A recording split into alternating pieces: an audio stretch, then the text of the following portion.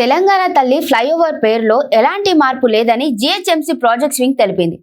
GHMC standing committee ఇప్పటికే ఈ flyover కు తెలంగాణ తల్లి ఫ్లైఓవర్ గా నామకరణం చేస్తూ ఆమోదం తెలిపింది.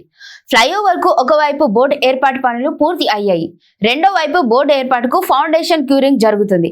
క్యూరింగ్ పీరియడ్ పూర్తి కాగానే 2 రోజుల్లో రెండో సైడ్ బోర్డు ఏర్పాటు చేస్తామని అధికారులు తెలిపారు.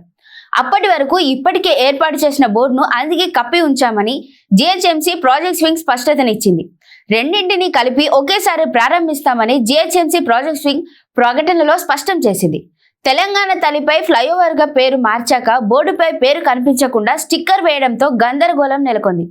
అందుకే ఈ విషయంలో స్పష్టత ఇస్తూ జీహెచ్ఎంసీ ప్రాజెక్ట్స్ వింగ్ క్లారిటీ ఇచ్చింది. రెండో వైపు బోర్డు పనులు కూడా పూర్తి అయ్యాక 2 బోర్డులను కలిపి ఒకేసారి ప్రారంభించే ఉద్దేశంతోనే కొత్త బోర్డుపై స్టిక్కర్ వేసినట్లు తెలిపింది. 2005 జనవరి 22న అప్పటి కాంగ్రెస్ ప్రభుత్వం ఆధ్వర్యంలో నాటి ముఖ్యమంత్రి దివంగత నేత వైఎస్ రాజశేఖర్ రెడ్డి ఈ ఫ్లైఓవర్ ను ప్రారంభించారు.